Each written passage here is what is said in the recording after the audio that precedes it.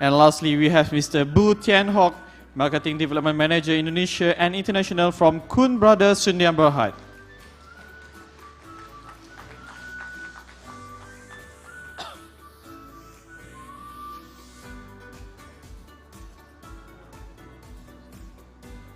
Let's have a photo session for our moderator and panelists. Okay, I missed another one. Mr. Jagdish Punja, Managing Director, J Punja NZ Limited.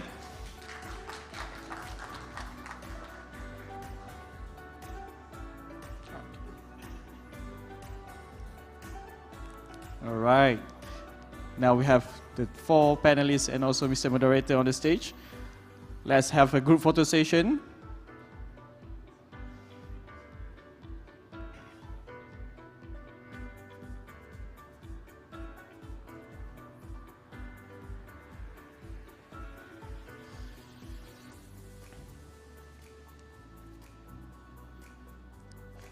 All right, thank you, Mr. Mansur, Ms. Naim, and also our esteemed panelists and moderator for session 4, which will comment shortly afterwards.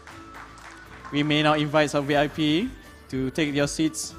Inshallah, Mr. Mansur, if you wish to join us for session 4. And that's conclude the closing ceremony, but not concluding the Knowledge Hub session this year. Ladies and gentlemen, to kick off the last session of today, I would like to inform that this session is conducted mostly in Bahasa Melayu. With that, allow me to switch to Bahasa Melayu.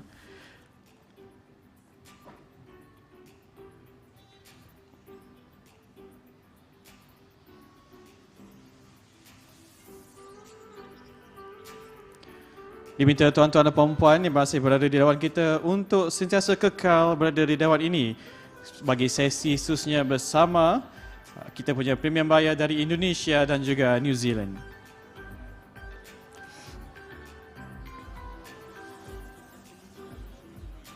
Okay.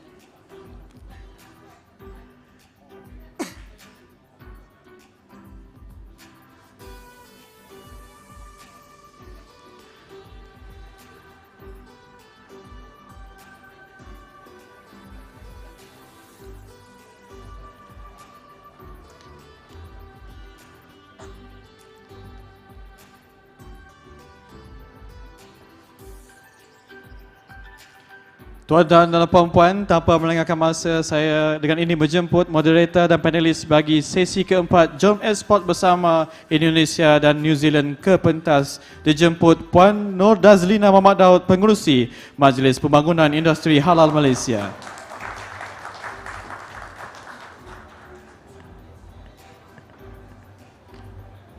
Seterusnya dijemput Mr. Marco Mushker, Pengurus Besar Perniagaan Antarabangsa PT Sukanda Vijaya.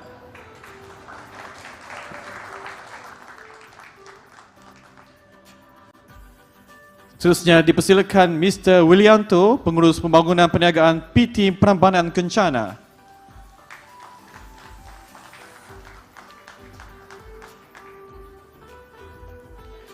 Now inviting Mr. Jagdish Punja, Pengarah Urusan J Punja NZ Limited.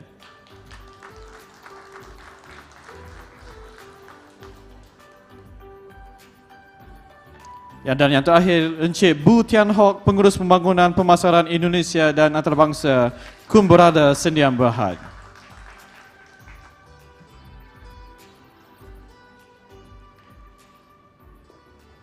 Puan Nur Dazlina, sila teruskan sesi terakhir kita untuk hari ini. Dipersilakan.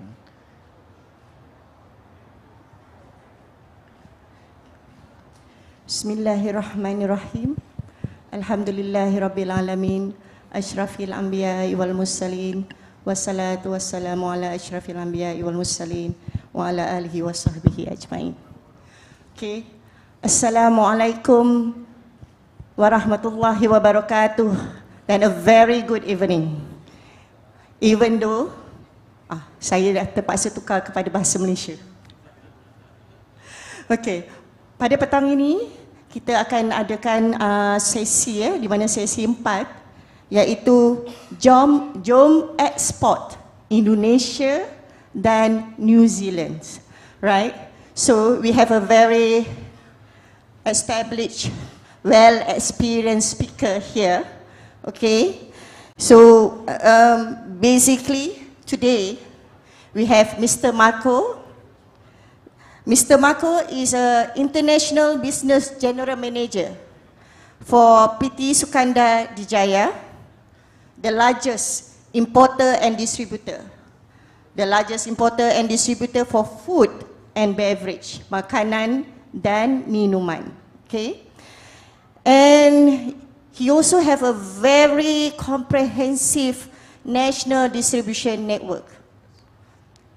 Welcome, sir. Terima kasih. Terima kasih. Sama-sama. Alright. Okay, the next one, kita ada Mr. Willianto. Okay. Mr. Willianto adalah Business Development Manager of PT Prabanan Kencana, one of the one of the top importer and distributor in Indonesia, khusus kepada food service dan retail. Ya, betul? Betul. Welcome, sir. Selamat datang ke Malaysia. And the next one, we have Mr. Jagdish Punja, the only one who cannot speak Malay and understand bahasa Malaysia. Very true. Okay. So, Mr. Jagdish Punja is Managing Director of J. Punja NZ Limited, a leading wholesaler and distributor of consumer goods in New Zealand with intensive experience in sourcing and distributing throughout the Pacific Islands. Right? Welcome, sir. Selamat datang. Thank you. And the next one, we have our Malaysia exporter who already established his journey in Indonesia since 2014. It's already 10 years in the market, right?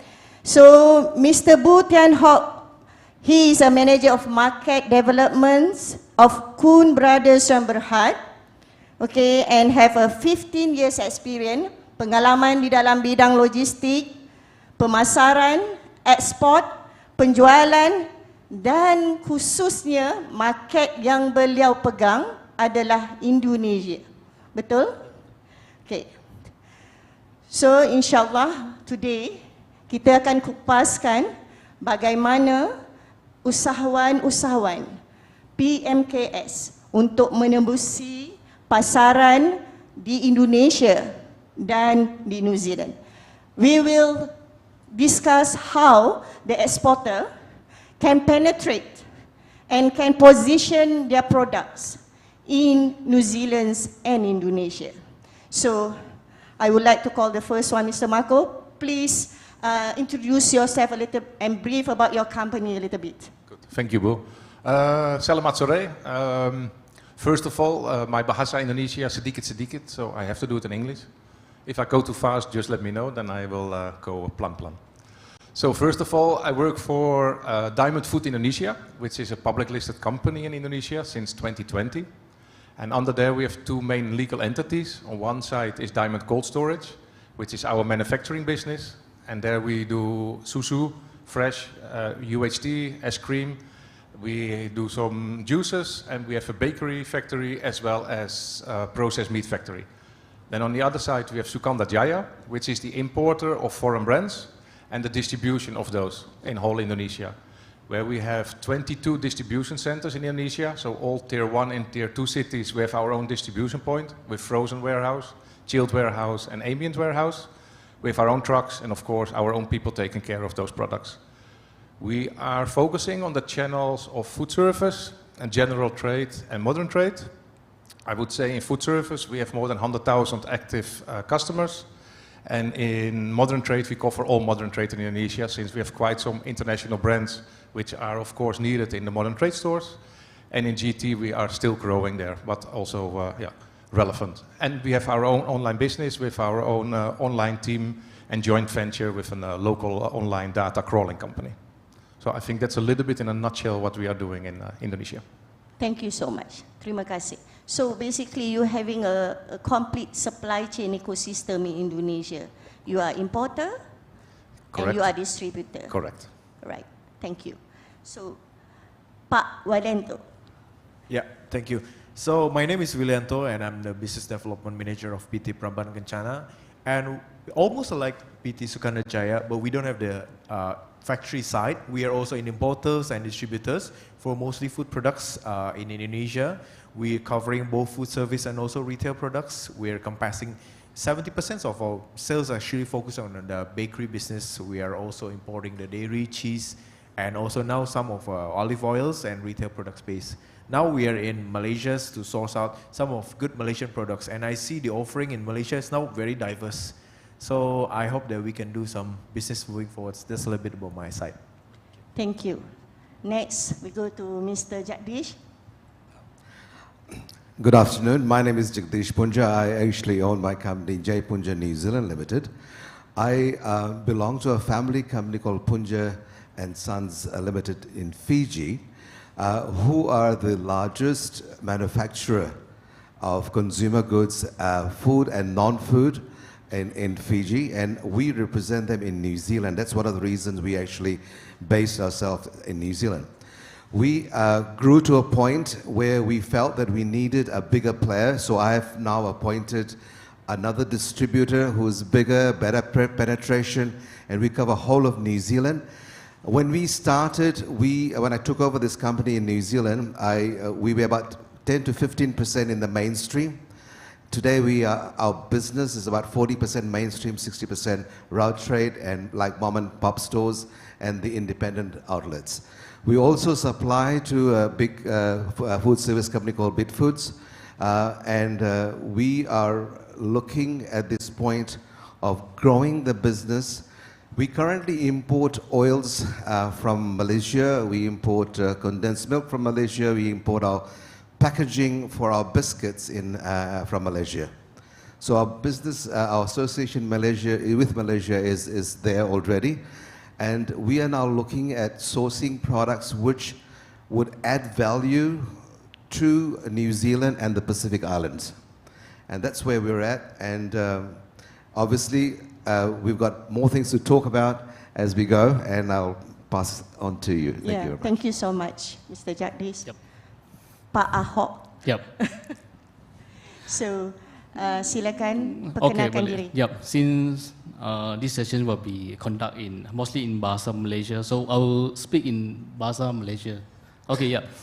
Nama saya Bu Tian Hock. Biasa orang panggil saya Pak Hock di Indonesia. Yang company saya, yang syarikat saya namanya Kun Brothers Sdn Bhd, yang brand owner My Biscuit. Okay, yang kami juga ada satu booth di MIHAS di tingkat 1 di hall 2 di 09 di 10 sampai 2 booth di sana. But untuk company background saya, company ditubuhkan sejak 1948. Dulu kami hanya buat itu kuih-kuih raya untuk biskut-biskut festival. Lepas tu kami memulai bisnes ekspor sejak tahun 2014. Okey, sampai sekarang kami sudah ekspor ke lebih kurang 60 negara. Setakat yang ni data yang saya terima sampai bulan Jun. Okey, untuk pengalaman di Indonesia memang pahit manis. Pengalaman ni memang pahit manis. Ya, kalau nak buat kalau buku cerita tu tebal sangat. Nanti saya akan hanya buat khusus yang yang penting untuk buat persediaan untuk sebagai eksporter ke Indonesia. Okay. Yep. Terima kasih. Okay. Terima kasih, Pak Ahok. Okay, basically today, we would like to encourage the PMKS, the SMEs, to enter global markets. Today, we focus on the Indonesia and New Zealand, but of course, I would like to ask Mr. Jagdish first. It is about, okay, the question is, okay, how we as a PMKS or SME, the exporter, want to enter New Zealand because of basically New Zealand quite far compared to Indonesia. And then we are not familiar with the culture, the regulation and the compliance. So you are here today, right? So please educate us, share with us what is the most critical knowledge that we should have to enter New Zealand. For a starter, when we have a product, we think that this should be exported. Now, is that a requirement for my company, in my country? Is the product suitable for my country? Is it in terms of ambience, in terms of dates, in terms of packaging, in terms of whether it will have the best before dates correct? You have got the batch numbers correct? Is your barcode correct? Is your labeling correct? For us, for any exporter today, you must make sure, one, do some research into the country. Go today, Google is God, more like God. You can go up there and ask Google, tell me, I have this product, what is my competitor in New Zealand? Number one. What are my requirements for packaging into New Zealand? Because there are changes. The changes happening almost second, third year because we are trying to catch up with the other countries around the world. So these are the things that are very important. Research, look at your packaging, make sure your packaging is correct. Your continuity, if you know where you're going to position a product, are you able to service that country? There has to be a continuity. Do you want it to be in the route trade, which is mom and pop stores, or do you want it in the specialty stores, or do you want it into the mainstream? Each place there's a requirement. That requirement has to be fulfilled before you incur the expense of sending it across. Me as an importer, I would ask you these questions. Number one, what's your product? Where does it sit? What's your competitor? What's the competitor in your country?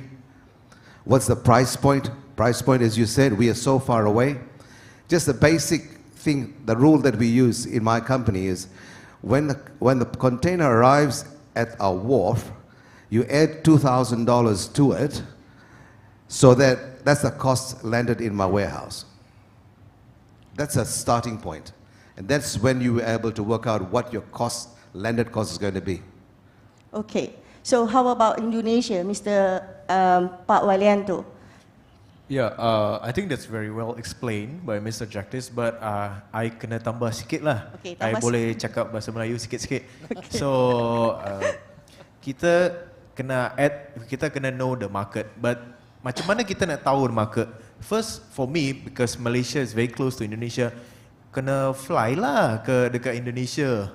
Fly only 200 ringgit or 300 ringgit. Asia sometimes got promo, right? Just fly down to Jakarta. Jakarta is a beautiful city. You come down, you tengok to the market, whether the product got nice or not, whether we got the market niche or not.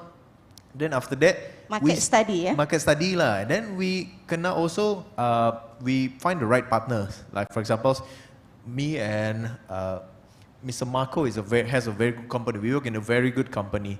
So you also need to find the right partners, because without the right partner, because I believe that every distributor got their own DNA. Sometimes got company importers that are very good in general trade. So if you're targeting a modern trade, your product sells very well in modern trade, but you find a partner that's very good in general trade, it will never work. It's like finding a wife. Your wife like to eat spicy food. You don't like to eat spicy food. You married, of course, hari-hari gaduh. Correct or not? I think the very guys will laugh. Okay, so that's the right thing. So one, do your market survey. Second, find the right partner. Third, your product needs to be have a very good USP. So your products needs to be very different. Like sometimes maybe if we're talking about, I saw the instant noodle here. Instant noodle here, I love instant noodles from here. Why? They got Penang rasa white curry. We don't have it in Indonesia, but we love spicy food. So there's a match like really good match. I mean, we love spicy food and we are not really good at Penang white curry. So there's a market for it. So there's a suitability for it. But you will never know if you don't come down to Jakarta. So here I am promoting Jakarta. Come to Jakarta lah. So that's from my side. Okay, terima kasih. Okay, Pak Marco. Yeah, thank you. I think I agree on you. However, I didn't understand half of it, but nevertheless, okay, let me start. I didn't ask the question yet. You already answered it. Okay, please. Thank you. I'm too enthusiastic. So I think, first of all, you can see it from both sides. One part is if you want to export commodity products of a food service, that is more straightforward because there is quality and price. So that's quite easy. But if you look into business to seed, so directly to consumer business, it gets a little bit more difficult. So my point here from Malaysia to Indonesia is makan Malaysia enak ya, enak banget. But I have to say, makan Indonesia enak banget too, sama-sama ya. So then you come to the critical point. I mean, everybody in Indonesia knows the food of Malaysia. Everybody loves it. So that also challenges you on the pricing part. If you come with the same product, what is already available in Indonesia, and your product will be 20-25% more expensive, what would be the reason for a consumer to buy your product? So what you need to think first is, what is my proposition of my product? And as the colleague Vilianto already said, you need to go to Indonesia, fly to Jakarta, beautiful city, very cheap to go there, very cheap to live there as well. So go into the market, visit the retail stores, visit the CVS stores, visit the general trade, and start to understand what is your proposition as a brand. If your proposition as a brand is the same as an Indonesian product, then you need to work on your pricing strategy. If your product can be more premium, then you can work from another level, then you can compare yourself with other international brands and see, okay, where can I fit in with my brand to those other international brands? Mostly you should be able to get in a little bit lower price since you are close by. I think that is... Yeah, basically to be your strategic partner for exporting product from Malaysia to Indonesia. What is your expectation for your strategic partner? Okay, so exactly you already said it. We're looking for partners. Yeah. We don't look for people who just want to sell, who want to trade. You can do trading in Indonesia, but then you don't need partners like Prambanan Kencana or Sukanda Jaya. We are in the market for building a partnership, a relationship together, and together we do the business in Indonesia. That means you need to be the owner of the brand, you take responsibilities during the road. We are building the brand in the market, and we keep on building the brand in the market. I mean, just selling containers, that's not how it works. So that means you need to be prepared on what I already said, your entry in the market, your pricing, but also be ready to do investments on the listing fees and investments on ongoing marketing support. Okay, stop there. Yeah. Listing fee. So you are expecting your partners in Malaysia to invest in listing fee as well. That is their responsibility. It's Exactly. not the importer responsibility. Exactly. Is it? And yes, you're correct, and I can explain why. I mean, our company, and I think it's the same for the neighbor, we invest a lot in our supply chain setup.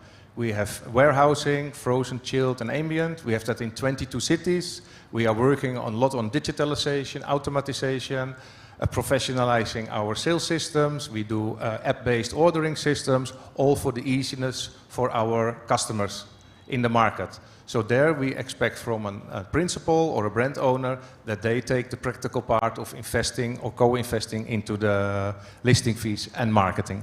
Okay, okay. So Pak Ahok, you are exporter, you are manufacturer.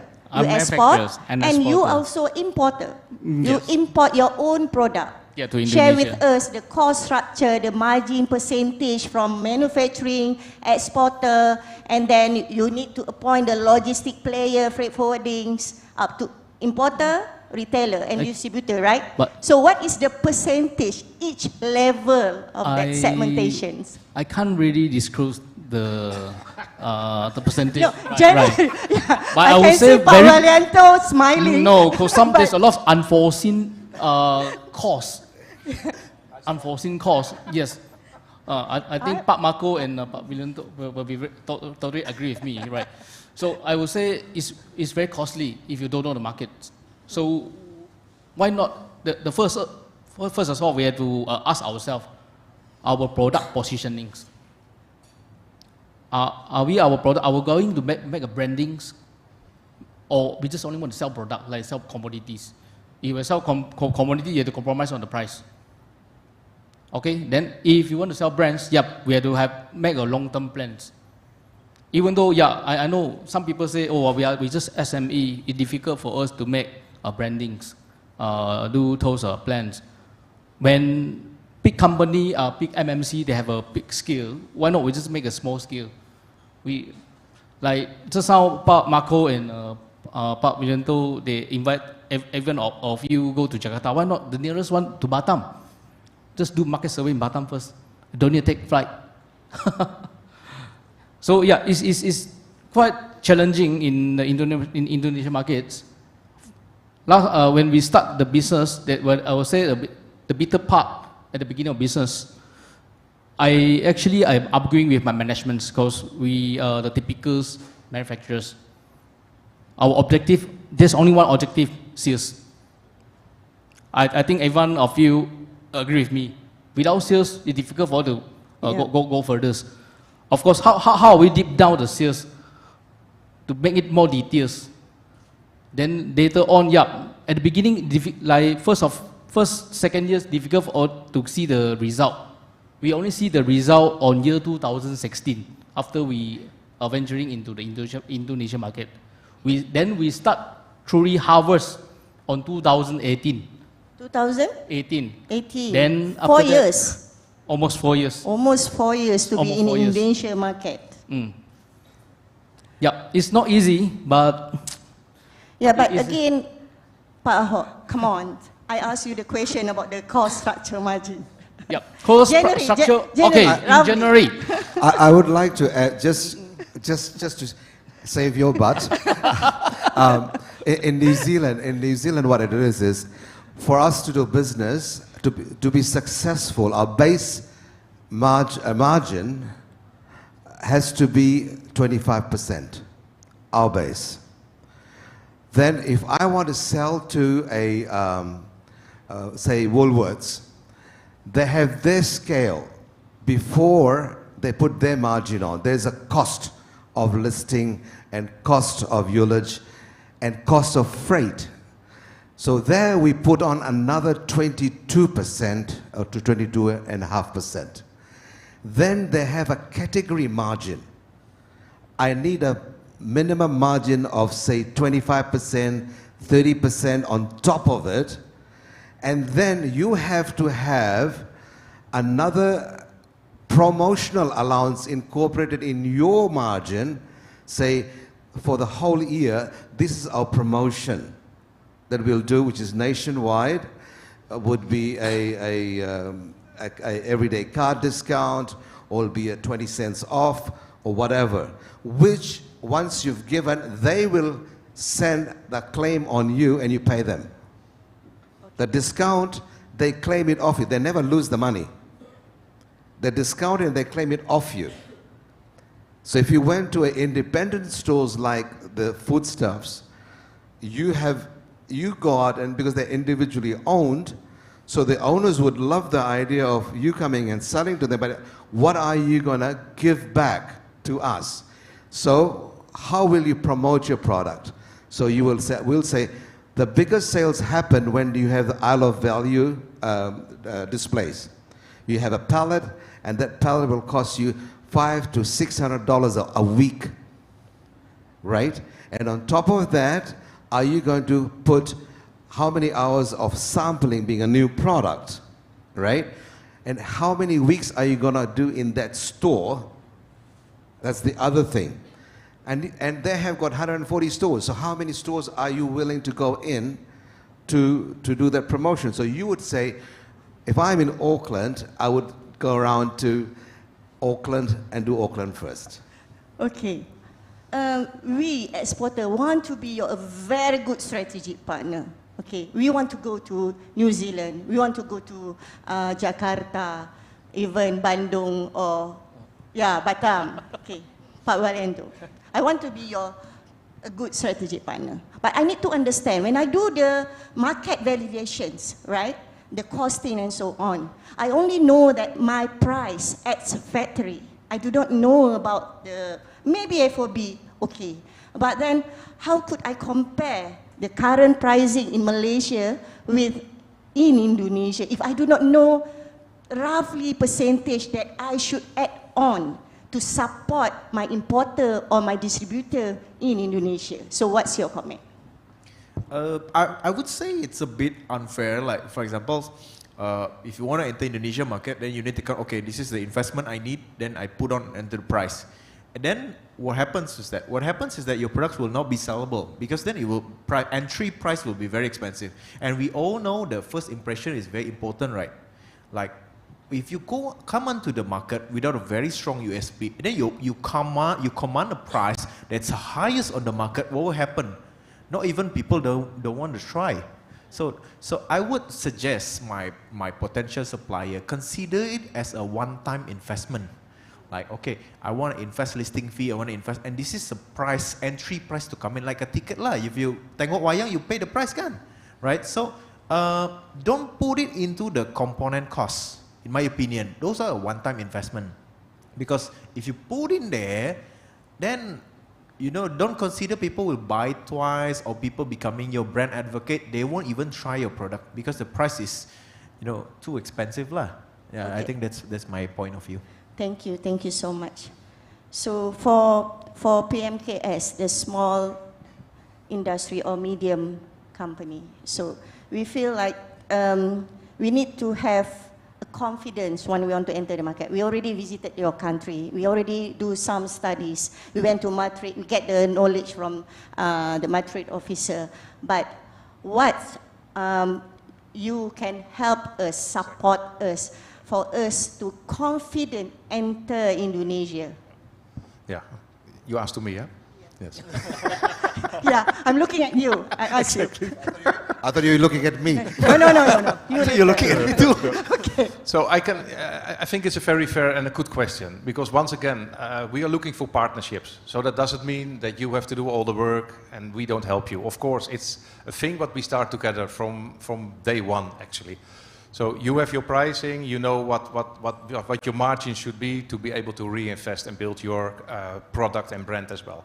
So, and we know our part. So if you have done your homework, as Mr. Vilianto already said, and we know a little bit what your positioning in your idea is in Indonesia, then we can start working together. We know the competitive market as well, but then we know also what it costs to get into the retail market. We also know the pricing structure, what needs to be applied. So I can share you roughly the pricing structure, not with percentages, otherwise Mr. Vilianto will thank me very much. So first of all, of course, a product gets into the market, you need to do the clearing cost. After the clearing, it goes to our warehouse. From our warehouse, it needs to be dispatched to the different distribution centers. So then you get into the pricing structure. So first of all, if you go to retail, you pay trading terms, a certain percentage. On top of that, there will be activation and promotion, which is very basic. There is a percentage. Then, of course, the distribution margin, depending on what category it is. And also the weight of the product, the size of the product, has all to do with the supply chain setup. Then of course it goes to the retailer. The retailer will add his percentage after the PPN, the tax, the local tax, and then you have the consumer buying price. From that perspective, we can calculate back, okay, what kind of FOB price do we need, or CIF price do we need to be able to reach this consumer buying price, which is still competitive on the Indonesian market. Okay, thank you. Mr. Jagdish, do you provide support to SMEs or to the exporter for they to do taste and market validation, which segmentations in New Zealand suitable for their products? Look, if today I got a product, I would look at it where it sits in the market with, and what is its competition. I look at is the special qualities, the properties of the product. Am I able to place it in a lower end middle or upper end? Are you a low-end product or are you a top-end product?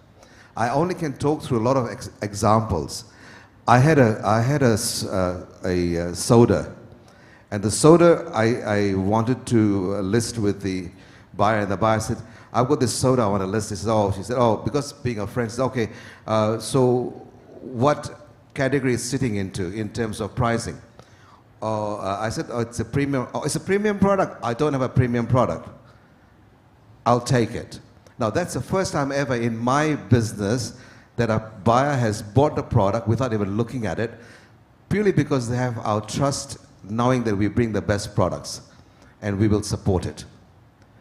The other, again, I just take examples. I used to do a noodle, which I lost the distribution because we got to a point. This is a lesson, I think in the last session had the same thing, where you have a product, you worked very hard, entered the right stores, and finally the buyer, the seller comes over, the manufacturer comes over, goes to the mainstream guy, say, hey, look, I'm going to cut these two people out and give directly to you. And your money, your time, your efforts in promoting that product in the stores, 45 stores, was just gone overnight. As a risk, as a distributor, we take. But for how many products will you take that risk? So in retaliation, I said that because I'd already said it was a noodle product, I was selling the noodle, so I know the business, I know what to do. I decided to come in with another product. So now, it wasn't a me too. So the buyer said to me, you were selling this, why are you giving me another one? I've already got one. I said, the reason is I have a better product. Why? Because number one, it's halal. Number two, it's vegetarian. Number three, my noodle is a snack noodle, a soup noodle, and a stir-fry noodle. That means your kid can take that noodle, crush it, open it, and eat it. It's already pre-flavored, and you can eat it. Or you soup it. My cup noodle has got a lid on it. It's got a fork in it. So it's easily portable. Once you open it, you can close it, you can still move it. And the buyer said, fine, we'll buy it. So what is the USP of that product? It's very important for you to know. Today, I'm not going to mention, but I met up with a supplier who had a packaging which was so big that it would not fit on the shelves. So when you're doing your packaging, you look at the size of the packaging, how it's going to sit on the shelf, how it's going to look. Your packaging, does that, one of the things I was mentioned earlier, and one of the things I wanted to talk about is the packaging requirements of each country. So Australia and New Zealand are very close to each other, and Fiji follow the similar rules. So which means that we have a new peel law introduced recently, and a lot of companies are rechanging their packaging now, which means that in your ingredient list, you need to have the allergens highlighted, and then those allergens put straight as highlighted, 1, 2, 3, 4, whatever it is, on the bottom in the allergen section. The other thing you need to do is, look, very common in mostly Asia. I call it Asia, in that China, it comes into Singapore, Hong Kong, whatever. But where we take a barcode, so barcode is one of the most important part of your product. Why? Because when you list or get a barcode, you write down what the product is, what is the size of the product, what is the volume of the product, the dimensions of the product. Now, what you do here is, the New Zealand, and you are serious about getting into the mainstream, what they do is, there's a packaging here, or the space for the barcode is that much. So they'll take the full barcode, they'll cut it in half, and have a little thin barcode there, which will not be accepted in our country. Right?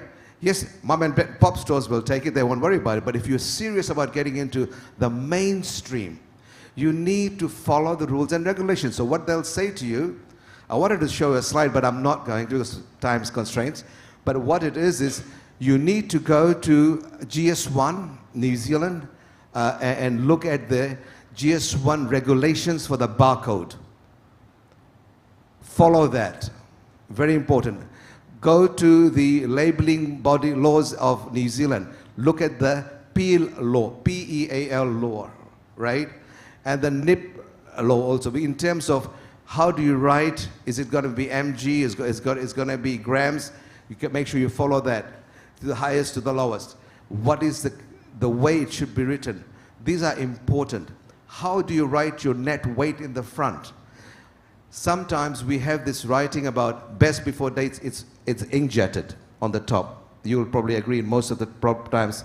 But on the packaging, somewhere you have to write down best before date, batch number, C packaging.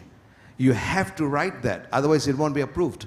Yeah, different country will have different regulations. Yes. So, Pak Ahok, okay, kongsikan sebagai exporter daripada Malaysia, you already exported to few countries, Yes, right? yes, correct. So, Yeah, yeah. mainly Indonesia. Yep. Okay. So, Yep. the question is, once you want to enter Indonesia, you do the packaging according to Indonesia requirements. Yes, correct, correct. Then Yep. you want to enter New Zealand. And then you want to enter Japan. Yes, correct. And others country. So share with us how you handle that challenge. Okay, I will explain in the Indonesian part. The Indonesian part, when we applying for the BPOM ML, because our product consider merek luar, so means our product is imported product in Indonesia. So which is when we submitted all the when we get the ML numbers, there is a artwork attached with the ML together in the certifications. So of course, many people. So all of the Malaysians manufacturers are not the big manufacturers. They're also facing, if they would like to invest on the packaging, it will be a very huge MOQ. So that's why you have to find a right partner, which is will be helping you to make a sticker labels. For those business partners, they don't know, they will keep asking you, you just change the whole packaging, you have to invest, otherwise you cannot import. So Okay. there is alternative. Alternative, yes. Yeah. There's an alternative, yep. For how long you can use the sticker? Usually will be like a year, but it's advisable once you met the MOQ. I think if your product selling very well in Indonesia, easily you can make the MOQ. So the other It's very thing fast. the It's other actually thing very you fast. can also do is if you're selling into a country and they want their labels printed, you can always ask them to pay for the labels that's yours with your name on it. Oh. You know, so that way it's only for you and it belongs to you. You've paid for it up front. Like I want to get my product done, so I had to pay for the whole of the packaging up front. And that's my packaging. And if it's left over, it's mine. I have to dispose of it. Yeah. That is when you are the exporter, the manufacturer. Of course, you want to belongs to you. But how about the importer? Yeah, no, for Indonesia, the rule is, correct me if I'm wrong, but stickering. So if you don't have the design ready for the total Indonesian market, you work with stickering, where all the, from the BPOM perspective, ingredients are there, you get your BPOM number, even now in the future will be your BPJPH halal logo, and that you need to sticker always in the country of where the production has been done. So we cannot do that in Indonesia. Okay, talking about halal logo. Go back to Pak Ahok. Okay. Come. You have kilang di Malaysia. Yep. Halal Jakim. Halal Jakim, yes. Okay. We also applying MUI. POC It is a code MUI. mandatory? For entering modern trade, yes. Okay. That is a mandatory to enter Indonesia if you want to be in the modern trade. Now, can It- I add on that one? Yeah, please. In the Indonesia, so the law has been changed concerning halal. So from October 17 this year, effective, all food and beverage products entering Indonesia need to have the BPJPH halal certification. Yes, correct. That means for Finished product or raw material? ingredients, everything. But that means otherwise it cannot be sold into halal certified channels, right? For example, if you want to go to hotel chains, a lot of them are already totally halal certified. Even our company, maybe to add on that one, our company is halal certified. Means our trucks, the way we work, our systems, everything is halal certified. So we can only add halal certified products. So coming back to the certification, so the BPJPH already has an MRA with JAKIM. So that means a mutual recognition agreement. So your products which are JAKIM certified, when you have a deal with the distributor, you can simply go online. The distributor will probably help you in the first steps to change your, or to apply for the BPJPH logo, which you need to place on the sticker. If it's not on the sticker, you cannot put the JAKIM sticker or any other halal certification, because that will be seen as being non-halal. Okay, Yes, correct. interesting. You want to add on? Yep, it's like those progress will be all handled by the importers under the system called Sihala. So this is the latest one, because the Kementerian Agama of Indonesia already recognized JAKIM. So this is the part will be after 17th of October, but that this one we have to wait for the confirmation first. But actually, all the importers also struggling on this issue. Yep. So does Indonesia require the importers' addresses and details on it? The importer address and basic details. Yeah. Yes. So in New Zealand also, if I'm the importer, you'll have to write down imported into New Zealand by J Punja New Zealand Limited, our address, our phone number, and a website or email address. These are important parts. You may put a sticker on it, or you get printed. Depends on the volume of business we do. Okay, Pak Walentu, just now we talk about halal supply chain ecosystem in Indonesia. And I've been told by you that Indonesia now enforce that whoever want to import or export halal product, they must use halal logistics. So what is the impact to your company? It's very clear that we are also, the company is also halal certified, means that our trucks is also halal, our warehouse is also halal. Previously, I cannot imagine a halal car. Which part of car is not halal? I mean, is it the tire not halal? Is the steering wheel not halal? I cannot imagine. But now I understand, meaning having a halal vehicles means that the vehicle cannot carry something not halal. That's what it means. Having a halal warehouse, meaning that the warehouse cannot have goods that is not halal certified. Not only that it cannot contain any pork or alcohol, but nothing that is not halal certified, for example, nuts. If it's not halal certified, it cannot be anywhere nearby your warehouse. That's what it means. I thought the wall should be halal, so we need to use halal cement or halal bricks or whatever, but no. So what it means for us, it means that we need to find, we need to certify our halal, our delivery fleets lah. So our trucks needs to be halal. That is local, but then when you import from others country, do you need to use halal certified container? Halal certified containers? Not yet. I think it's No, not yet. That will be very difficult. Don't make any good idea for. Is there anybody from the ministry of? Please don't make a suggested idea. No, for the halal supply chain ecosystem, okay, for logistics itself, it has inland transportation, warehousing, and when you import or export, either you use air freight or sea freights, right? Yep. To maintain the integrity, the whole halal supply chain, you must use halal certified container. Yes, Yeah, I think that will be implementing soon in Indonesia. Well, we don't have that in New Zealand, so we are all right. But I understand your point. I think Yeah. that is a future step that will be taken. And I mean, at the end, we need halal certified chips as well. Yeah. Yeah. Halal ships. That's new to me. No halal ships. Okay, So don't get confused. Halal certified container for halal products only.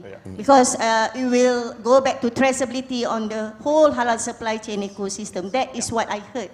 When I went to Indonesia, they want to implement that.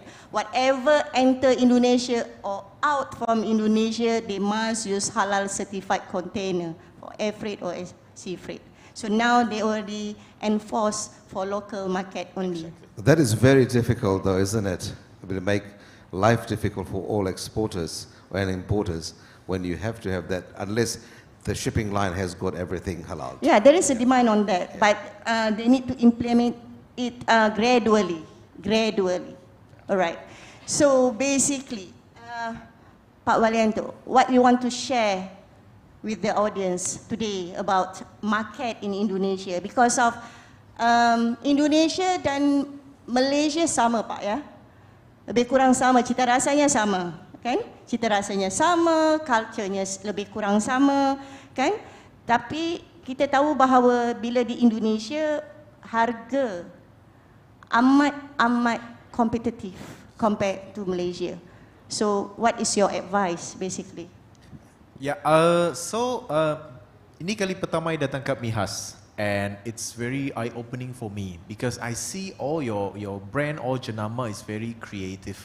Meaning that I initially thought that Malaysia have many biscuits, but it turns out you guys have many products. You guys have very good palettes, similar palettes to Indonesia. So if I can just give you any advice, I mean like, just be more confident, I mean like, and then know more about the markets, come into the markets, know more, and then find the right partners. Because I think you have great products, you have good instant noodles from what I see. You also have very good refinery. I even also buy some oils. We have some supplier apparently. And there's so many good products. But with the coming halal regulations take place in Indonesia next month, I think it doesn't bother Malaysian producer because you guys are JAKIM certified. And it actually benefits you guys as a Malaysian producer. Because when not even a single halal body from Europe now have a MRA, as far as I know. But Malaysia already have an MRA. So in terms of registering with the BPJPH, there's MRA, there's MOU, there's assessment process, and there's schedule at the bottom. So there's a lot of European producers, there's only at the level of schedule, meaning that they're not even recognized, they don't even sign an agreement. And that becomes an opportunity for Malaysian producer lah, because you guys are halal certified, you guys have the same pallets, and the products is actually very, very good. If you compare to Korean producer, they all have produced a seaweed base. Everything seaweed, seaweed liver, seaweed this, seaweed that. If you go to Spain, or olive here, olive there, black olive, green olive, whatever olive, everything olive based. But here in Malaysia, you come down to level 1, everything is there. You got instant noodle, you got snack, you got biscuit, you got kopi. Kopi also got kopi kau lah, kopi this, kopi that, got a lot of things. So I would say Malaysia Madani lah, boleh, Malaysia boleh. That's what Malaysia Madani. Okay, have you round all the booth? 1 and 2 lah, third not yet. Okay. So ada produk yang berminat untuk dibawa ke Indonesia? That's a problem. I have too many. Yeah, I think my LO knows how many things I bring the samples. I even gave some to her. So surprisingly, I get a lot of interesting producer here that I would like to follow up. Yeah. Thank you. So Marco, okay, how you want to encourage Malaysian exporter to be with you as a strategic partner? Okay, good. What is the challenges? Now we talk about challenges first, right? The challenges to enter and to be your strategic partner.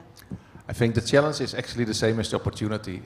Your food is actually the same as Indonesian food.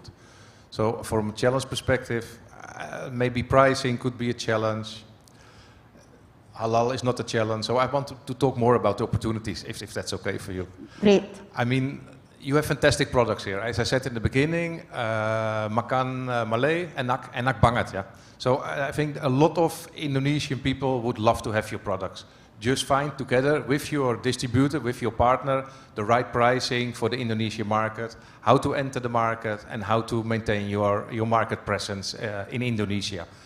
I think from that perspective, don't look to the partner which will help you with the lowest distribution margin. Lowest distribution margin, I can say that here because he's also a good company, equals to also low quality. Take a partner which is working for you, you pay a little bit more, but at the end you will be 20, 30, 40 years on the market. As a company, we have brands also from Malaysia. We do Checkup, we do Old Town Coffee, already for many, many years. So there is a lot of opportunities for Malaysian companies in Indonesia. Thank you so much. Pak Ahok. Yep.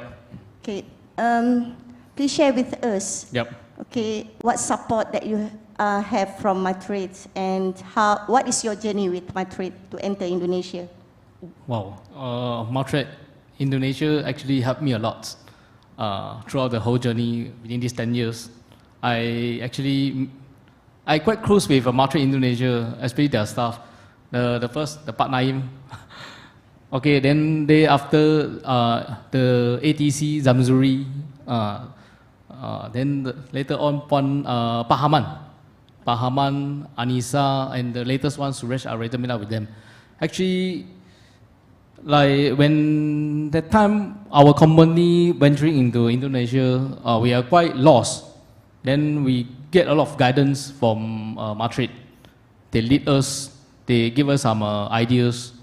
Then once we got all the certification, it's just a starting point. We have to fix all the marketing part. Then when the time Pak Haman, then certification part actually assisting by Pak Naim and the team.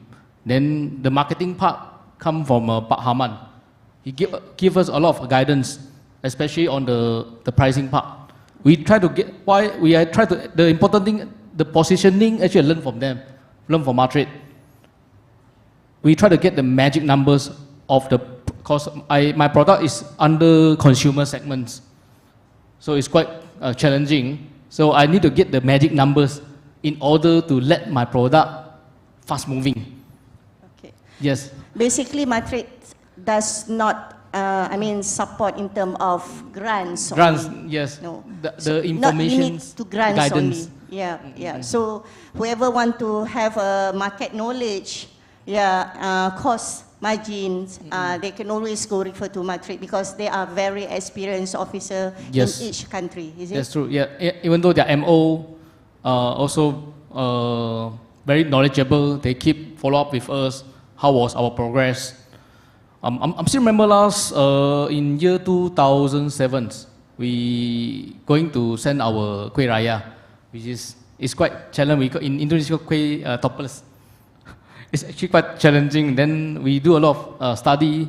End up our product left unsold. We have to make it, flush it like buy one free one, or we have to sell it at a below cost. Okay. All right. So we have question from the audience. Can any speaker talk on the e-commerce potential in Indonesia and New Zealand market? So, Mr. Jagdish, e-commerce. E-commerce. I'm not so big with e-commerce in terms of, yes, we have online purchasing. It's growing, but the supermarkets today, the business has actually grown in terms of buying online. It started, I think it's now 5 years now. The business that grew up to almost 40%. What is the famous platform, e-commerce in New Zealand? Each one has their own. If you want to buy from foodstuffs, they have their own. If you buy from Woolworths, they have own. So you just go online and buy. Otherwise, there's none. You can go to, no, it's all just individual stores. Unless you go to Amazon, but Amazon will not have probably, may have listed products who have actually put on Amazon. Otherwise, no. It is just the stores that have their online products. And if you're their partner, again, if you're a supplier, they treat us as their partners. So obviously, they'll tell us, we have a seminar like this, and they'll talk about how we have done over the last year or last 6 months, and what we plan to, or what they plan to do to achieve this growth over the next 6 months. Okay. Like forecasting. Forecasting is very important for any product that you do. Thank you. Pak Walianto, e-commerce in Indonesia, what is the market right now and how to enter, which e-commerce platform that can give a very good support to the exporter? E-commerce is one of the way that you can really hit on the product. Why? First, investment not so big. I've seen people who really successful in the e-commerce, then when it turns to retail, then it boom. Why? Because now everybody turn their handphone, right? One day, how many hours you're on your phone? Everywhere you're on your phone. Even while watching this, you also, a lot of you on your phone, right? Correct or not? So, e-commerce is one of the good way to invest. So, which platform? Shopee, TikTok, and Tokopedia. Those are the three that's most famous. And some actually are very good in e-commerce, that they drive a very good sales. So when they go to supermarket, the buyers know their product. Very small listing fee, because they know the product's gonna sell very well. And how to do very successful in e-commerce? You do live shopping lah. Now every day, every people live shopping. Now the question is, how do you do the live shopping? Okay, I can tell an examples of one of the potential supplier. He teaches me also, because our company have a division of e-commerce. We also do live shopping. The problem is the way we do live shopping is not correct. We do live shopping like about 3 hours a day. I've done live shopping myself. I told them, I talk a lot. I say, hey, do live shopping this way. You talk this way, then people will buy. Okay, I do the live shopping, I talk this way, only 5 people watching. 3 of them is my team. So only 2 people. Okay, so the way to do live shopping, they teaches me, is that do it 3 shifts a day. 1 shift is 8 hours. Oh, so that means the whole day lah. Yeah, you do it the whole day, never stop. And then got 24 people, every single day, 24/7. That's the way to do the live shopping. Okay, how about logistic? The products need to be in Indonesia, or it can be in Malaysia, and when there is an order from the e-commerce, then you ship up from Malaysia? The way I know, if I'm a customer, I buy now, I want the products to arrive this moment. Correct or not? So, not that you cannot do it from Malaysia, but then will the customer be happy to accept it 1 week later? No, right? So, if you want the product to be succeeded, you do it 3 shifts, 8 hours a shift, then you ship it as soon as possible. So it's back again, it's the exporter choice lah. They want to be soon, they want to be known, they want to go fast, or they want to go slow. So that's back to the exporter. Okay. Marco, Yeah. Do you support your exporter in terms of to handle their storage or logistic for e-commerce order? Yes, we do. So actually, I think, first of all, being online available is an extra channel to expose yourself on the market. So not only in retail, but also online. So on all different channels, people can see you and grow the brand. Of course, online also costs money. So we have our own platforms actually on Tokopedia, our own shops, where you can buy from Sukanda Jaya, can buy all the different products together. But still, there is a listing connected to be online. And of course, those platforms are also requesting that you work actively with marketing offers. Thank you. Pak Ahok, there is a question about BPOM. BPOM, okay. Yeah. Please explain about BPOM. Yes, go ahead. So, how to apply and why it's needed? Okay, yeah. Actually got 2 ways. The easier part, find a right partner like Sukanda Jaya or Prabhama Kencana or any importer. They will help you to apply. But there's a cost of applying BPOM. Actually, it's not... maybe I can build a bit on that one. Yeah. So normally the distributor, the importer, they will apply for the BPOM.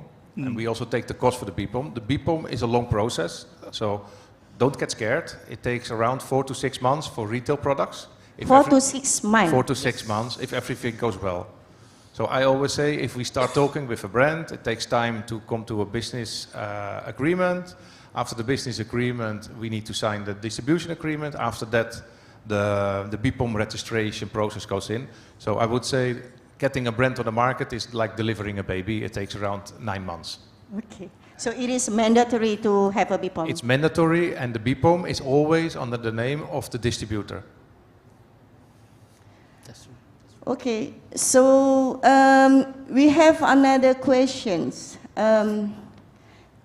Can we export halal canned beef, luncheon meat, and canned chicken luncheon meat from Malaysia to Indonesia?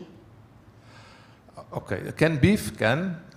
I think chicken, there is an issue because chicken in principle is protected in Indonesia. So I don't think that you can do canned chicken beef or canned chicken luncheon. You can do chicken products where the percentage of chicken is less than a certain percentage of the whole product. Okay, last questions. Is Malaysia Jakim Halal logo recognized by Indonesia? You already answered it, recognized by Indonesia. Does Indonesia Halal certification team need to inspect our halal meat factory in Malaysia? But Marco shared with us that meat can export to processing meat, right? Yes, yes, but depending on the meat, there will also be a quota to meat. So we need to apply as a distributor for a quota needs for example, beef. Chicken cannot. Okay, so saya buka kepada audience, ya. Ada sesiapa yang nak bertanya secara live, basically? Okay. Hi, good afternoon. Good afternoon. To all the panel.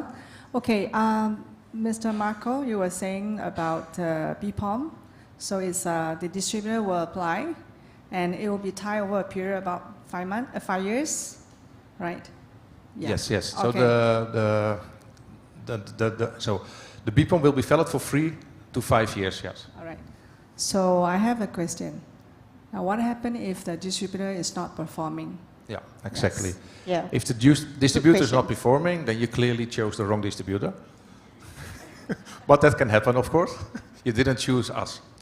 So, Now I know you guys. but let's say, what can you do? You find a new distributor, and they can do the BPOM. So actually, you can have different distributors applying for the BPOM. So Mr. Willianto can take your product in the market, and also Sukanda Jaya can take your product in the market. Will just be different BPOM numbers under different distributors. So meaning I can have a few distributors at one time? Can. Oh, okay, good. With the same BPOM numbers. Yep. One touch up. It depends on LOA, the letter of agreement. Yeah, no, exactly. Yeah. I mean, you need to also, but if you decide, you can also give the LOA to the different distributors. But I can also tell you that a lot of distributors don't accept not to being totally exclusive for the market, to be the sole distributor. Yeah, I don't think they'll be happy if they are not exclusive, right? So yeah, okay. One more question. As we are we are dedicated to purity and quality products and clean, and this is actually from the superfood we made into supplements and skincare. So it's like mid to high-end market. So how do I identify the correct distributors for these type of products? I think that's a very good question. And I think the first step is look into the Indonesia market, go to the high-level supermarkets, check the products which are related to your products, check who the distributors are, and start having discussions with those distributors. That is the easy step. Okay, thank you so much. Ada lagi soalan? Silakan.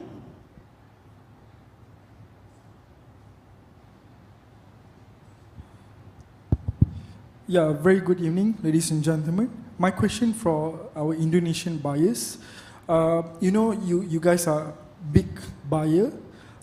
You'll be sourcing your materials, ingredients from many different countries. At this point of time, right, do you have any ESG requirement or ESG assessment that you already started to do on a very minimum basis on your sourcing?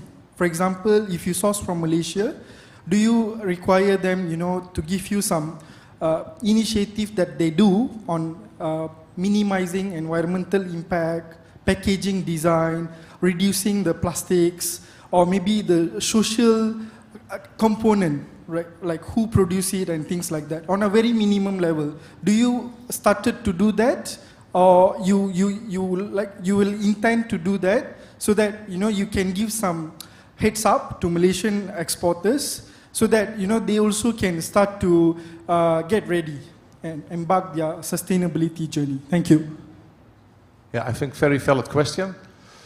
So from the Indonesian government side, we are still starting up the ESG requirements. I think there is some requirements concerning uses of plastic. We as a company do a little bit more. We have initiatives also to get the packaging, so for example, paper, cartonage, if that is possible, FSC certified. And then as a company ourselves, we do a lot of activities and program in Indonesia. How about New Zealand? New Zealand has already implemented a ban on the single-use plastic. And I mean, today I was in a discussion with one of the exporters that we cannot take this in this current packaging because it's a one-time use packaging. I myself got stuck. You know, we had a 40-footer of noodles and cup noodles, and we have a plastic fork in it. So obviously we've had to look at the island market to sell it there and import with a wooden fork.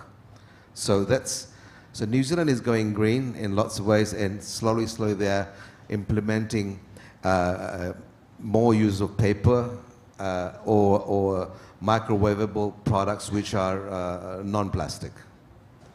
And most of the straws, forks, and these are all now wooden, you know, or they even got this new stuff, edible forks and knives now. Forks and spoons, I think. So they've gone more in that way now, and New Zealand is going green and plastic free. So all the supermarkets are going into paper bags, and that's a big change, or reusable bags. Okay, how about Mr. Hawk?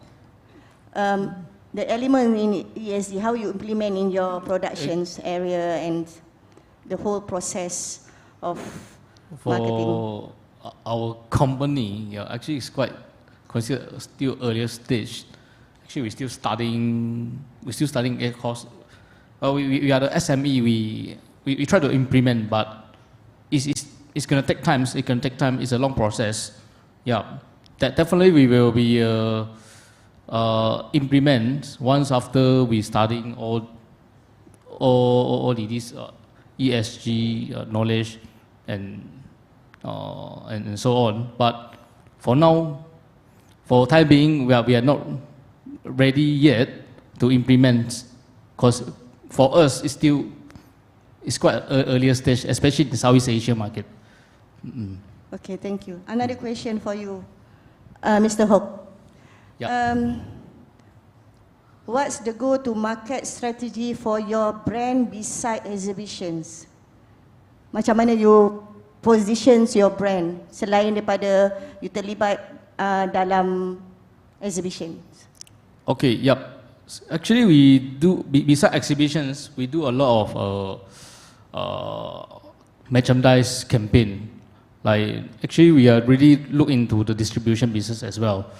Like penetrations, merchandise, all of merchandise like samplings in those key accounts. Then we also implement some budgets for ATL, above the line, below the line, for in-store promotions. You know, recently we just have our TVC in Singapore. There's a very good result when we make TVC in Singapore, which is there's 3 regions able to see our advertisement: Batam, Riau, JB, Singapore. Yep. Thank you. So saya buka kembali kepada audience. Ada soalan?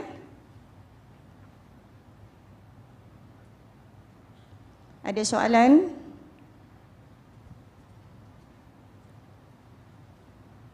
Okay, kalau tak ada, kita baca yang tertera di depan mata saya ni. Kepada premium buyers, either Mr. Jagdish or Pak Walianto or Pak Marco. Okay. How can brands make sure they are targeting all the demographics effectively, especially those millennials? Sorry, what was that again? Here. I mean, how can brands make sure they are targeting all the demographic effectively, especially those millennials? Yeah, so I can jump on that one from Indonesian perspective, or I mean, as general perspective. If your brand wants to target all demographics, well, you have Then you need to have Coca-Cola, I think, a Coca-Cola-like brand. So I think first, as a brand, you need to figure out who is your target group, who is your target market, who can afford your products. And based from that, you can start looking more into where to go and how to go. I mean, targeting a whole population, if you have that product, then I would love to talk with you. While New Zealand is a very small country in terms of population, but the land mass is quite large, and the freight cost, I was discussing this earlier, I can ship a pallet in Auckland for around about $35 now, but if I went to Wellington, it'll cost you around about $190. If I went the same product to Christchurch, that'll cost you about $250. Same product. Can you imagine now the cost on the product? So it's become very hard. So what we do, majority of the population is in Auckland region and North Island. So what we do as a distributor, we would target North Island first, go Auckland first, and then we slowly go down south. Your product, if it's a new product in the market, it's going to take a while. Don't expect miracles to happen. New Zealand population is, I said we can put New Zealand in Melbourne. And everybody thinks New Zealand, wow, you know, yes, a lot of land mass we have, not enough people, a lot more sheep than people. So, so that vision you have to be careful about.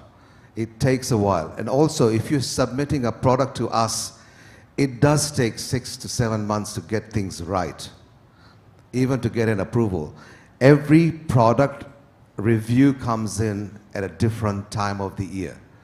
We wanted to do a review of a product, and that was in July. We missed out, so now it'll be next July. So for another year, we can't put that product in that particular chain. Route trade, yes. If you do want to do trading, depends what you want to do. Do you want to just trade, or do you want to have a long-term relationship in the country? These are things you got to be very careful about. What is your vision? And it's not necessary that every product that we release in the market will be successful. You know, we have an 80-20 rule. You know, we may have, 100 products out, 20 products will make it, others may not. So it all depends on your distributor, depends on the country, depends on the changes of the rules and regulations and of the country. We have to be ready for it. And a simple thing like COVID. You know, we were discussing the freight cost initially before COVID was for us, for my noodles, was $1,800. COVID came $9,200. If I've listed the product, I have to sell it the same price, or apply for a review of the price, which takes 3 months minimum. For 3 months, you lose, right? And we were talking about whether if you don't supply, do you get penalized? Sometimes a fast-running product, they may penalize you for the days that you are not on the shelf. You haven't been able to provide the product, supply the product at the right time. Because it's the loss of space. It's real estate. That particular shelf space is real estate. If it's empty, then it's not earning them any money. And they've been allocated to you. You haven't supplied. So you have to be very careful when you're talking about going into mainstream. You know, if you, I know a lot of companies in Australia have gone into places like Coles and Woolworths, and they have pulled out because they have not been able to make money. And the bigger customers squeeze you out totally. It's like you're working for them. At the end of the day, we're all in there to make money. You want to make money.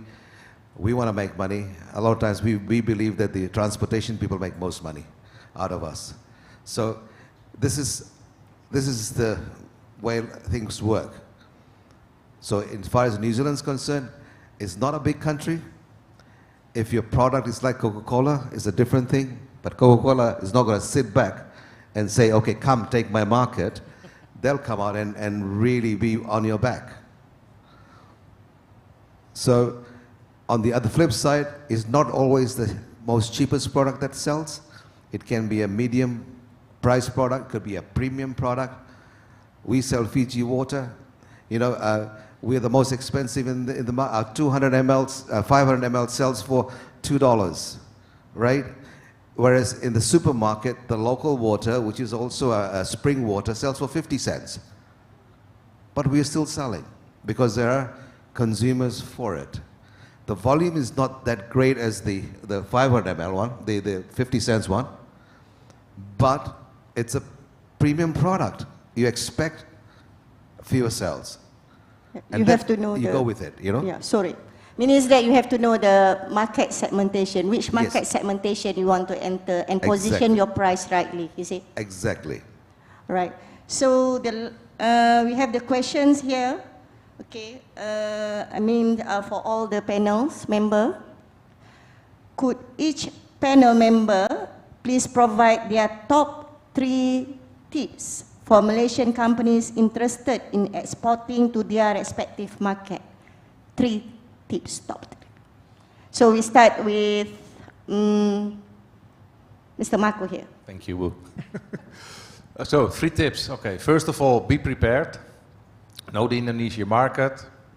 Don't get scared of investments or the long process to get in. Just look ahead on those 40, 50 years ahead where you can do good business in Indonesia together with your distributor. Yeah, for myself is you gotta make your product really stand out. For example, in terms of the pitching deck, in terms of how you display your products here, because we're gonna judge you based on how you do well in your own country. If you don't do well in your own country, how can you expect to export? That's number 1. Second is make the quality acceptable to the market. Probably you do localized versions or something that's acceptable in the market.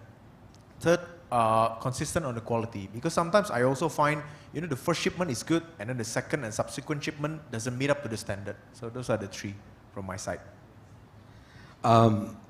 Focus on your quality and housekeeping. Very important, because for us, we would like to visit your factory. Bigger companies, you have to fly them across to inspect your factory to see they're certified, they're okay, and yes, you're an approved manufacturer. So, housekeeping, quality. 2, get your packaging, do your homework and get your packaging right. Is it correct for the market? That's everything available, ask questions. Get the right distributor for yourself. Look for people, ask questions, get the right distributor so that you can get the distribution channel right. Okay, yeah, my turn. Okay, the tips number 1, actually a mindset issue. There's a lot of Malaysians, this is only my perspective, okay, correct if I'm wrong. A lot of Malaysians, when I speak to them, they are trade buyers as a buyers. Yeah, we should twist a little bit, make it the buyers become our business partner. What we covers, yeah, when they become our business partner is different. So we know the end users, our product end user is who. If the product end user is your buyers, yes, that's your buyers. The product end users is those consumers, means they are also your business partners. So we have to taking care of each other, both part, even though the retailers are interest, to taking care, make sure our business partner make money, then we'll make money. Also quite straightforward, right? Then the second part will be the positionings, which is every speaker already covers. The positioning is a part. Then we have to know ourselves where we want to go, how far in the Indonesian market or in the export market. So actually, before I joined my companies, we already set the blueprints for next 5-year plans and next 10 years plans. So yep, thank God those footprint we managed to achieve. So believe, even though we might start with small, one day become big. It's actually mentality, bro. It's actually the mentalities. Bila you mula export, Yep. okay, you export 1 container or you start with only 1 pallet? Tidak. Saya okay, buat satu case study.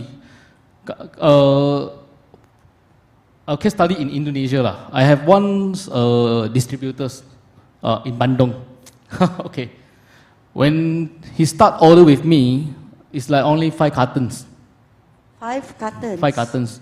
For Now, taste and market validation or to introduce to the hypermarket? no, I introduced to them. Okay. I introduced them when I penetrate. They only take 5 cartons. Now they are weekly take for me like 300 to 400 cartons. Okay, this is the story. So I try to give. I hope my experience can inspire those SME in Malaysia. We might be small, but of course you have to trust your product.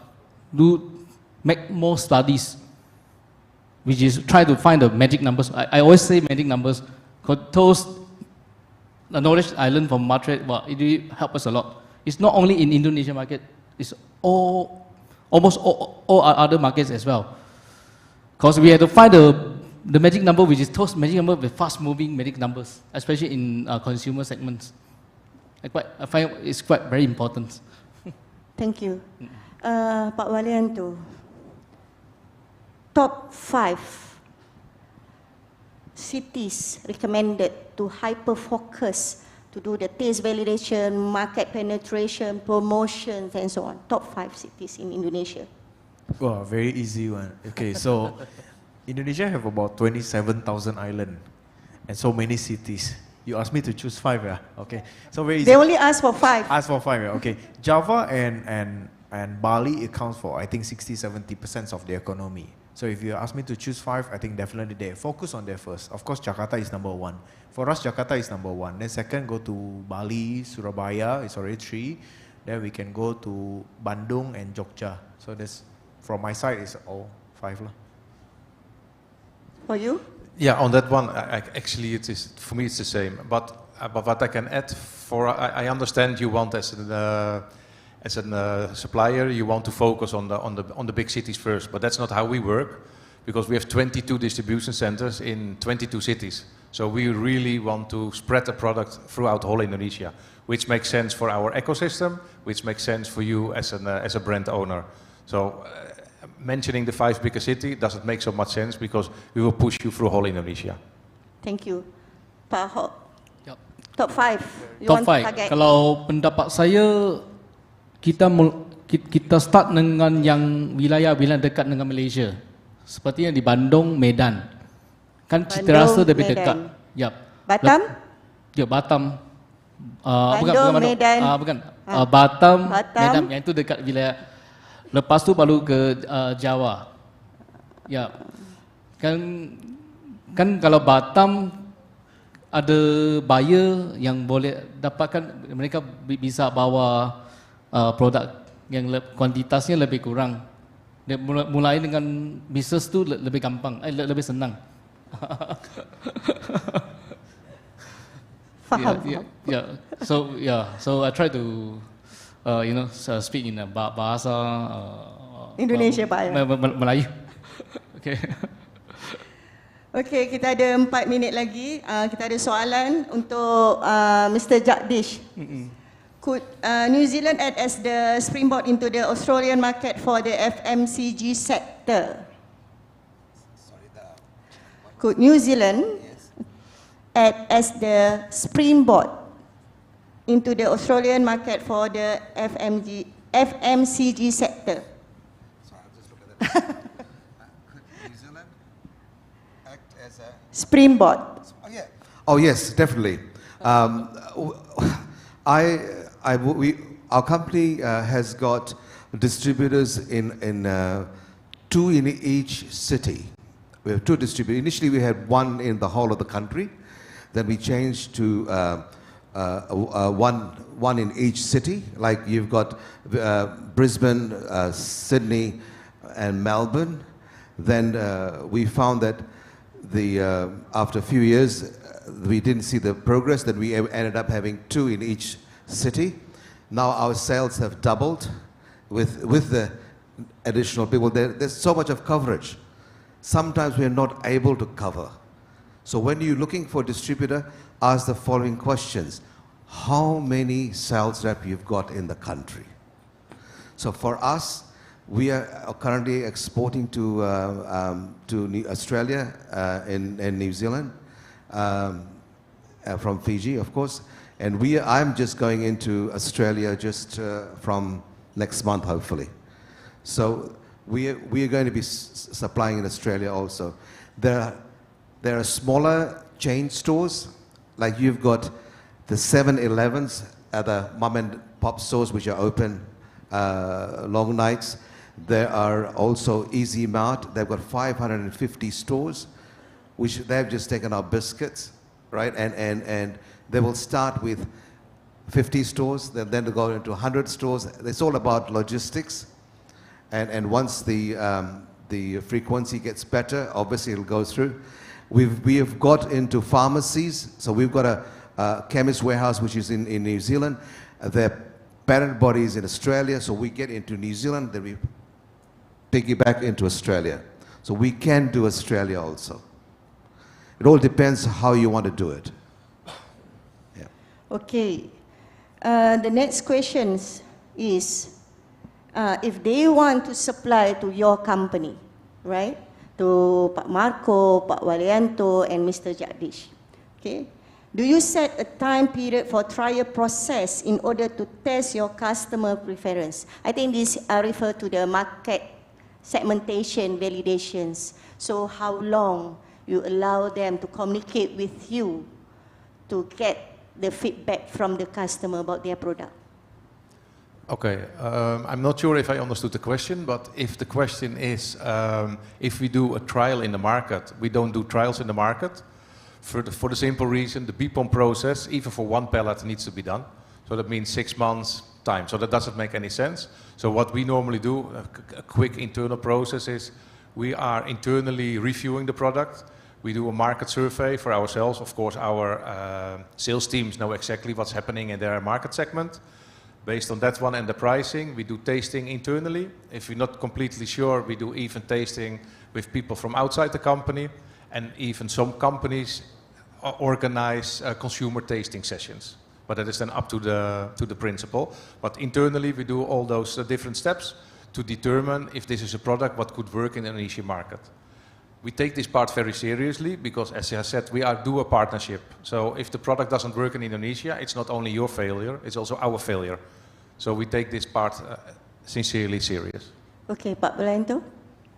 Yeah, so it's almost the same, but internally we also do organoleptic tests, meaning that we test it out on different parameters, and both internals, and we also conduct external testings. We hire several people, and then we do, and sometimes we also do it in a certain period. For example, that we carrying products that are suitable for the children's. So sometimes we test it out in the schools and stuff. Just a sampling, of course. Even though we import one pallet, exactly like Mr. Marco said, it has to go through BPOM because we need the clearance of BPOM. So sometimes we also bring that to the buyers just to get their opinions, right? So we also take that very seriously because, you know, otherwise it's, we can invest in more products, successful products, because otherwise we're going to wasting time. So there is no set time for, to get the product into the market. So as long as the product is, you identify the product is good to be in Indonesia, you are willing together with them to explore or to promote the product in Indonesia, right? At any given time, we're working on like hundreds of projects. So we need to do that actually very swiftly. But there's a certain period that, okay, does this, fulfill this checklist or not? If it doesn't, we drop it, we change it to another one. Okay. Because you do have the checklist. We do have the checklist, and it's very fast, If they don't fulfill one, okay, we drop it, we change it to another. All right. So you will share the checklist with them if they request from you, is it? Yeah, sure, why not? All right. Okay, last for Mr. Jagdish. If it's an OEM product for us, we would obviously trial the product, run through the packaging, run through all of that. That could easily take up to 3 to 6 months. We are just doing one product out of, thank you for Medtrade. We did a link up with a company. It has taken us 6 months already. But 6 months is purely due to the fact that we have other products in a pipeline which came up front, and this went on getting behind. So now I think we are about to place an order with them. So I'm saying it's taken us 6 months. So it could take longer, it all depends. All of a sudden something may come up. My company took over Mobile, so all our projects got stopped because that was a bigger project. So we're not doing anything, we're just focusing on this. So it all depends on the product and the timing. So it could take up to 6 months. Okay, thank you so much.